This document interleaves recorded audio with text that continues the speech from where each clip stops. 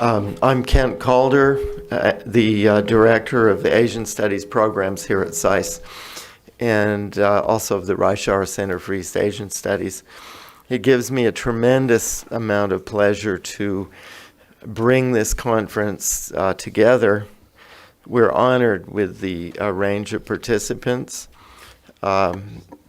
with the special representative from the Minister of Unification, with Ambassador An, with such a distinguished group of academic specialists from both countries, from both Korea and the United States. A lot of work has gone into this.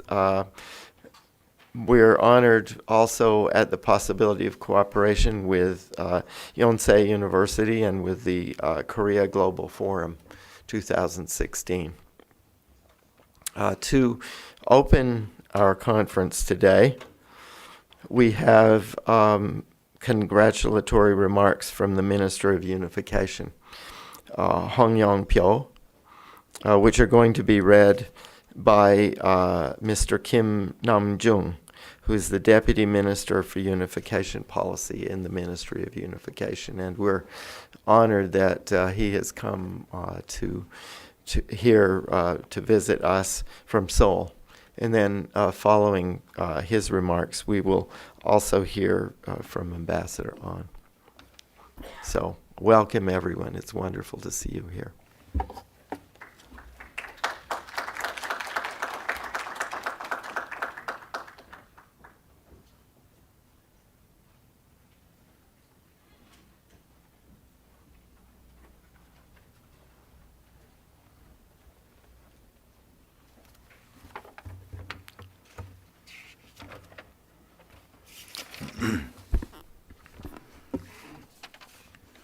안녕하십니까. 국제학 분야 연구에서 명성이 높은 존스 홉킨스 대학교에서 한반도 문제 전문가 여러분과 의견을 교환하는 자리를 갖게 되어 매우 기쁘게 생각합니다. 한국과 미국, 양국의 공고한 관계 발전을 위해 애써주시는 켄트 칼더 동아시아 연구원 소장님을 비롯해 이번 행사를 준비하고 함께 해주신 모든 분들께 진심으로 감사드립니다. 박근혜 정부는 출범 이래 한반도의 평화 정착과 평화 통일 과정에서 국제협력의 중요성을 강조해 왔습니다. 그 과정에서 한반도 국제포럼은 한반도 평화 통일에 대한 국제적인 공감대를 형성하고 국제사회와의 협조 체제를 발전시키는 데 기여해 왔습니다. 특히 오늘 KGF 미국 세미나는 미국의 새로운 행정부 출범을 앞두고 한미 관계의 미래에 대한 관심이 그 어느 때보다 고조된 상황에서 개최됩니다. 그런 만큼 오늘 세미나가 북한의 비핵화와 인권 개선을 위한 협력 방안은 물론 앞으로 양국 관계가 나아가야 할 방향을 제시하는 소중한 자리가 되기를 기대합니다. 내외 귀빈 여러분, 2017년이 되면 한반도가 광복과 함께 분단을 맞은 지 72년이 됩니다. 그 오랜 세월 동안 한민족은 통일을 염원했고 통일을 현실로 만들기 위해 끊임없이 노력해 왔습니다. 분단의 상처가 지속되고 있는 한반도에서 안정적인 평화, 진정한 자유, 온전한 행복은 아직 이루어지지 않은 꿈으로 남아 있습니다. 한국을 비롯한 국제사회가 한반도 평화와 함께 염원하며 협력하고 있지만 북한은 핵에 대한 집착을 이어가며 한반도는 물론 세계의 평화를 위협하고 있습니다. 북한은 올해에만 2차례의 핵실험을 감행하고 20여 차례에 달하는 탄도미사일을 발사하였습니다. 최근에도 김정은은 서해 NLL 지역을 연속 방문하고 군인들에게 공격 준비를 지시하고 도발 의지를 노골적으로 드러내며 긴장을 고조시키고 있습니다. 조직적이고 광범위한 인권 침해도 심각한 상황입니다. 지난달 유엔에서 12년 연속으로 북한 인권 결의안이 채택되는 등 북한 인권 상황을 개선하기 위한 국제사회의 노력은 계속되고 있습니다. 그러나 북한 당국은 비인권적 행동을 인정하지 않으며 오히려 내정 간섭을 하지 말라고 비난하고 있습니다. 이런 상황에서 우리가 가고자 하는 통일은 단순한 분단의 회복을 넘어 평화, 자유, 행복과 같은 인류 보편적 가치를 지키고 확대하는 한반도가 되어야 합니다. 한반도의 통일은 평화를 지키고 만들어감과 동시에 우리 민족 모두의 자유와 행복을 보장함은 물론 세계의 평화와 번영에도 기여해야 합니다. 그래야 국제사회의 지지를 받으면서 통일을 추진할 수 있고 통일 한국은 세계인과 호흡하며 새롭게 도약할 수 있을 것입니다. 내외 귀빈 여러분, 직접적이고 노골적인 북한의 위협이 이어지고 있는 한반도의 현실은 더욱 견고한 국제적 협력의 필요성을 높이고 있습니다. 북한이 핵을 포기하고 한반도의 평화와 주변 국가의 공동 발전에 동참하여 한반도는 물론 동북아시아의 지속 가능한 평화를 열어가기 위해 국제사회가 함께 적극적으로 평화를 만들어가기 위한 노력이 있어야 합니다. 특히 한국과 미국의 관계는 한반도의 안정과 평화의 핵심입니다. 양국은 60년이 넘는 견고한 동맹에 기초하여 북한을 비핵화 등 올바른 변화로 이끌어야 한다는 원칙을 유지해 왔습니다. 특히 박근혜 정부는 한반도의 통일 준비 과정에서 주변 국가의 협력이 중요하다는 인식 아래 적극적인 통일 외교를 펼쳐왔고 그 결과 한미 동맹에 있어 주목할 만한 성과가 있었습니다. 앞으로 새롭게 등장하는 미국의 신행정부와도 북핵 위협에 대처하는 안보, 군사 동맹을 넘어 인류 보편적 가치를 공유하는 가치 동맹으로서 더욱 긴밀히 협력해 나갈 것을 믿습니다. 특히 한국 정부는 미국의 차기 행정부가 한반도 평화 통일을 위한 길에 함께하도록 지속적으로 협의할 것입니다. 오늘과 같은 자리를 비롯한 다양한 채널을 통해 우리 정부의 통일 비전과 정책에 대한 이해를 구하고 이를 바탕으로 북한의 비핵화, 인권 개선, 통일 준비 등에서 폭넓게 협력해 나가겠습니다. 그런 만큼 오늘 세미나에서 북핵 문제 및 북한 인권 문제에 대응하기 위한 양국의 공동 대응과 협력 방안에 대해 심도 깊은 논의가 이루어지기를 기대합니다.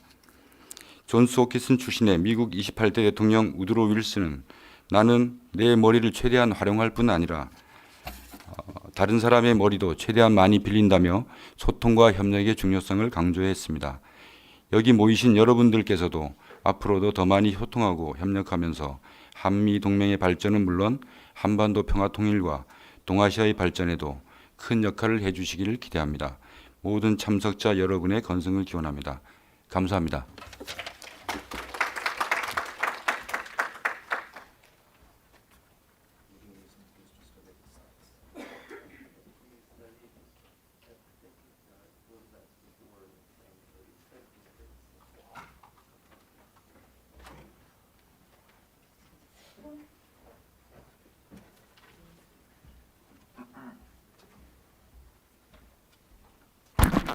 Good morning.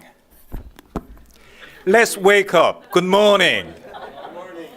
You can do better than that. Good morning. Well, thank you so much.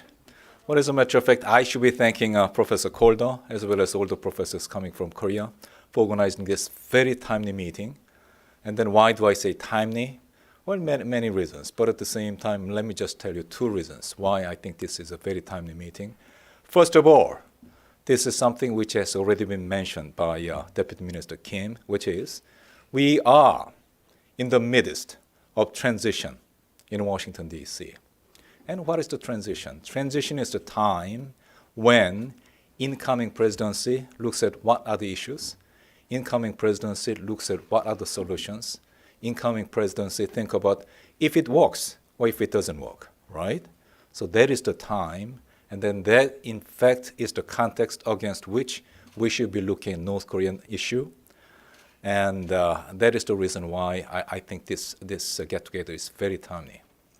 There is a second reason why I think this is timely once again, which is, let me remind you, it was only 2 days ago that at the Security Council, they passed another resolution, Security Council Resolution 2321.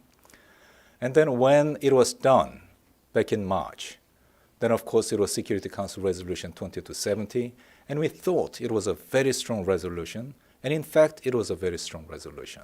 But we have to admit it in the sense that strong as it was, it had some loopholes. Security Council Resolution 2270, which was passed in March, strong it was, but at the same time, it had important loopholes. And then when I say loopholes, then the first thing which comes up in your mind would be livelihood exception. But that is not the only exception. Then, in fact, there were a large number of loopholes. And then what, in fact, international community tried to get done through this newest resolution, that is to say 2321, that was how to, in fact, fill those loopholes. And then cynics, there are many in Washington, D.C., and then they will be saying, okay, 2270 was strong, but what happened to the trade relationship between North Korea and China? Okay, 2321, that may be strong, but at the same time, how it is going to be implemented? And then, in a sense, they are right. I mean, resolution is important, but what is even more important is implementation. But at the same time, we cannot have them implemented without starting from the resolution. So that, I think, is the meaning of this very strong resolution, 2321, which was passed by the Security Council the day before yesterday. But there is another very important issue which has been touched upon by Deputy Minister Kim, which is, while nuclear issue is important, missile issue is important, but let us remind ourselves, they are not the only problems. Look at North Korea. North Korea itself is a problem. Let us think about the political repression. Let us think about economic devastation. Let us think about the human rights. Let us think about all those executions, arbitrary arrest and execution. Let us just think about all of the problems they have in North Korea. And let us remind ourselves once again that nuclear testing, missile testing, they in fact are manifestations of these basic fundamental problems they have as a system, political system. So that in fact is what I often think. And then that is the reason why a couple of years ago there was a process called COI, Commission of Inquiry, on human rights situation in North Korea. And then they came up, and then of course you would have had an opportunity to meet with Justice Kirby, and you in fact would understand what impact it had, I mean COI Commission report had on international awakening of interest in human rights situation in North Korea. So that in fact is another good example of, in a sense, interrelatedness of all the problems we have as we face North Korea. It is not just one issue as such. It is manifestation of fundamental problem of very sinister political regime called North Korea. So that, in fact, they are the two reasons why I think this is very timely in the midst of transition, but at the same time, this Security Council resolution reminding us once again about the seriousness of the problems we face vis-a-vis North Korea. But let me try to remind you once again, nuclear issue, missile issue, they are not the only issues. There are far more fundamental issues that we have to address with respect to North Korea. So having said that, then of course, I very much look forward to what I'm going to learn from you, because as Professor Koldo said, then all the distinguished professors coming from Korea and United States are present here today. So I wouldn't name each and every one of them, but let me just try to recognize just one of you, who is Professor So Chang-rok. Why do I that? Because he used to be my boss. I used to teach at Korea University. I used to be the teacher of law and diplomacy at Korea University for 3 semesters. And during that time, Professor So used to be dean of the school. So I should be nice to my former boss, right? And then he could turn out to be my future boss, right? So I should be nice to him. But having said that, all the best. Thank you so much.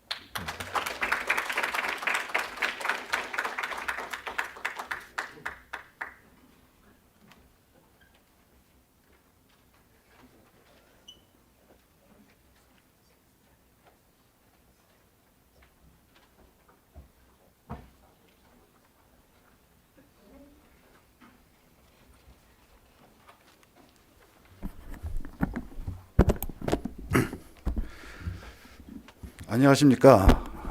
한반도 국제포럼 2016을 공동 주관하는 한국의 북한연구학회 회장 이우영입니다.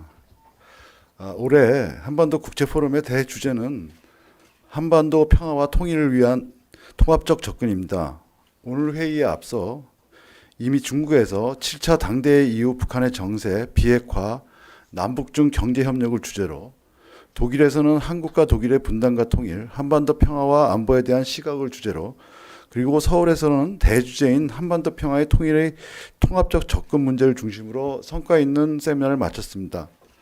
오늘 열리는 미국 회의의 소주제인 북핵 문제와 북한의 인권 문제에 대한 미국의 입장인데, 오늘 회의가 2016년 한반도 국제포럼의 마지막 행사가 되겠습니다.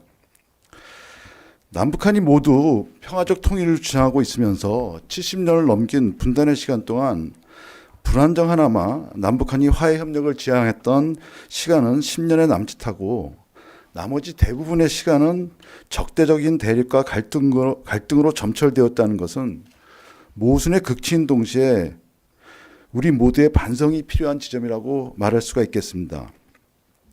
단순한 물리적 충돌을 넘어서 민족의 절멸을 가져올 수 있는 핵전쟁의 공포까지 엄습하고 있는 오늘날, 그동안 잊고 있었던, 잊었거나 구호에 머물렀던 평화의 문제를 다시 꺼내는 것은 이러한 이유 때문입니다. 지금 오늘 한국과 미국 양국의 전문가들이 모여 관습적인 논의가 아닌 실질적인 토론을 통해서 한반도의 평화에 대한 근본적 성찰이 이루어져서 정략적 대책이 아닌 실효성 있는 정책들이 산출되었으면 합니다. 한반도 문제의 중심은 남북한이지만 미국을 비롯한 주변 국가들에게도 한반도 문제는 중요합니다. 특히 민주주의 경험이 오래된 미국은 군사 권위주의 정부 시절 친구의 자리에서 한국의 인권 개선에 직간접적인 도움을 준 바도 있습니다. 이와 같은 역사적 경험은 오늘 회의의 또 다른 주제인 북한 인권의 개선 문제에도 적지 않은 시사점을 제공할 것입니다. 한국과 미국은 최근 각각 전환의 시기를 겸허하고 있습니다. 그러나 그동안 그래왔듯이 어려움을 극복하고 더 나은 미래로 나아갈 것입니다. 그리고 이러한 과정에서 양국의 관계도 새롭게 정립되고 발전되는 계기가 될 수도 있을 것입니다. 회의를 위하여 귀중한 시간을 내주신 양국의 전문가, 워싱턴 회의를 도와주신 존스 호킨스 사이스 관계자 여러분, 코리아 글로벌 포럼의 주최자인 통일부 관계자, 그리고 회의 진행에 헌신하는 연세대학교 통일연구원과 북한연구학회 담당자, 마지막으로 회의에 관심을 가주신 참여자들 모두에게 감사의 인사를 전하는 동시에 오늘 회의의 성공적 진행을 기원하면서 개의 말씀을 대신하고자 합니다. 고맙습니다.